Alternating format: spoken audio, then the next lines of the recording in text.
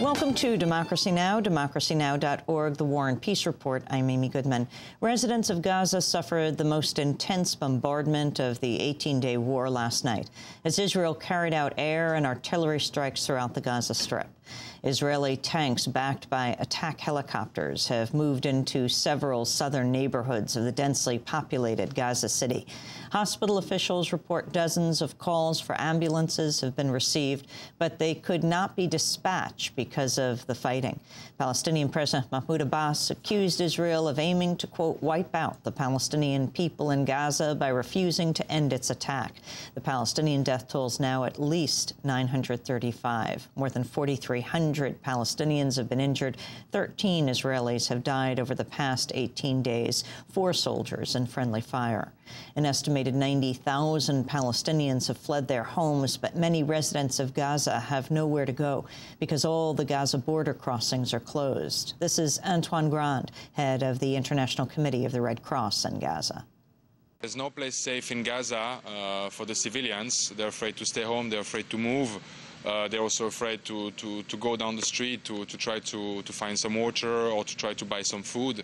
No electricity, no water, difficult access to hospitals, ambulances that are not able to reach some places to collect the wounded. On Monday, the United Nations Human Rights Council adopted a resolution condemning Israel. The non-binding resolution said Israel's attack had, quote, resulted in massive violations of human rights of the Palestinian people. Meanwhile, Israeli Prime Minister Ehud Olmert has publicly claimed he personally called President Bush last week to urge him not to support a UN Security Council ceasefire resolution that was partially drafted by Secretary of State Condoleezza Rice. After Olmert's call, the United States changed course and abstained from the vote, which passed 14-0. 2 Norwegian doctors who've just returned from Gaza have accused Israel of testing a new experimental weapon known as dense inert metal explosives, or DIME. The weapon causes the tissue to be torn from the flesh. Dr. Mads Gilbert said, quote, "We have seen a number of very brutal amputations without shrapnel injuries, which we strongly suspect must have been caused by the DIME weapons." Dr. Eric Foss said, quote, "I have seen and treated a lot of different injuries for the last 30 years in different war zones, and this looks completely different." The Israeli newspaper Haaretz reports an Israeli soldier has been jailed for 14 days for refusing to fight in Gaza. The soldier, he's not been identified, was the member of the IDF to be tried for refusing orders since the war on Gaza began. Meanwhile, activists with the Free Gaza movement are vowing to try again to bring humanitarian aid to Gaza by sea. Yesterday, a Free Gaza boat had to return to Cyprus after it suffered a mechanical failure. This is Free Gaza activist Huwaida Haraf. We can't wait till Israel decides to stop the killing and then open up Gaza for the international community and aid workers to come pick up the pieces. No, we must insist on the right to enter. And so in that sense, we're not going to let the violence that Israel used against us or what they might use against us again stop us. In other news, aides to Barack Obama say the president-elect plans to issue an executive order on his first full day in office directing the closing of the Guantanamo prison camp in Cuba. But experts say it could be as long as a year to empty the prison, which still holds 248 men. On Sunday, Obama said it would be a challenge to close Guantanamo in his first 100 days. Many of the prisoners are expected to be transferred to other countries. Officials with Obama's transition team are also reportedly committed to ordering an immediate suspension of the Bush administration's military commission system for trying prisoners. In the latest news from Guantanamo, military officials are reporting 42 prisoners are now on hunger strike. 31 of the prisoners are being force-fed. The Washington Post reports President-elect Barack Obama intends to sign off on Pentagon plans to send up to 30,000 more U.S. troops to Afghanistan, which nearly doubles the current U.S. force of 32,000. This comes as there are more signs the U.S. military is planning to stay in Afghanistan for years to come. The Army is spending up to $4 billion to build new barracks, training areas, headquarters, warehouses, and airfields to help the surge in U.S. troops. President-elect Obama has launched an aggressive campaign to persuade Congress to permit him to spend another $350 billion of the financial bailout program to stabilize the U.S. financial system.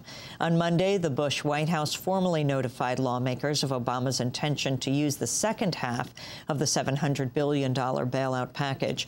Congress has 15 days to approve a resolution blocking the funds. Obama vowed his administration would do a better job to track how money from the Troubled Asset Relief Program is spent.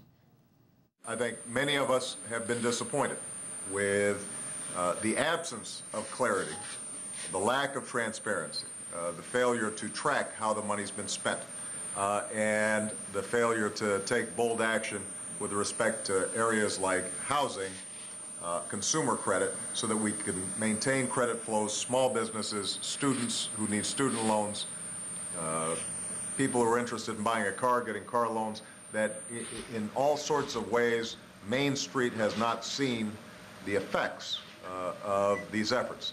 In other financial news, a federal magistrate issued a ruling Monday to allow Bernard Madoff to keep living in his $7 million penthouse while he awaits trial for stealing $50 billion from investors.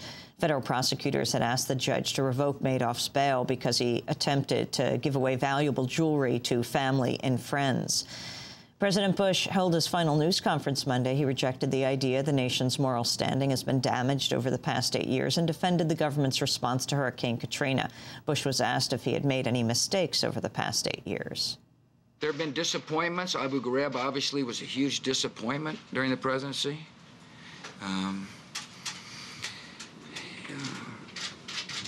Not having weapons of mass destruction was a significant disappointment. I don't know if you want to call those mistakes or not, but things didn't go according to plan, let's put it that way. We'll have more on the news conference after headlines. In news from Capitol Hill, Senate Democratic leaders said Monday Roland Burris will be seated as the new senator from Illinois, ending 2 weeks of drama. The Senate leadership had initially vowed not to seat anyone named by the embattled Illinois Governor Rod Blagojevich, who was arrested last month on corruption charges for trying to sell the Senate seat vacated by Barack Obama. And President-elect Obama is reportedly intending to nominate his technology advisor, Julius Genachowski, to head the Federal Communications Commission. Genachowski worked in the FCC during the Clinton administration and at Barry Diller's company IAC Interactive.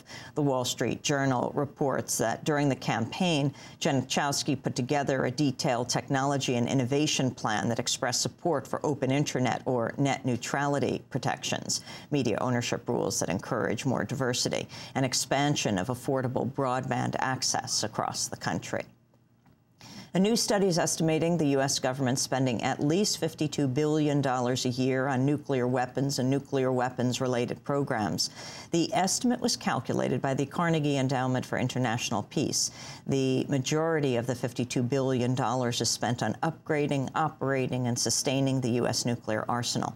Only about 10% of the money is devoted to controlling the spread of nuclear weapons and technology. In other nuclear news, the State Department slapped sanctions on 13 individuals and 3 private companies because of their involvement in the nuclear proliferation network associated with Pakistani scientist A.Q. Khan. The sanctions were issued 4 years after Khan was put under house arrest in Pakistan. The Interpress Service reports declassified U.S. documents show that the CIA and former U.S. ambassadors were fully aware, as far back as 1990, that the military in Colombia was committing extrajudicial killings as part of death squad tactics and of connections between the Colombian security forces and right-wing drug-running paramilitary groups. The U.S. officials also knew that senior Colombian officers encouraged a body count mentality to demonstrate progress in the fight against FARC guerrillas. Colombia is the 3rd largest recipient of U.S. aid after Israel and Egypt. The declassified documents were published by the National Security Archive.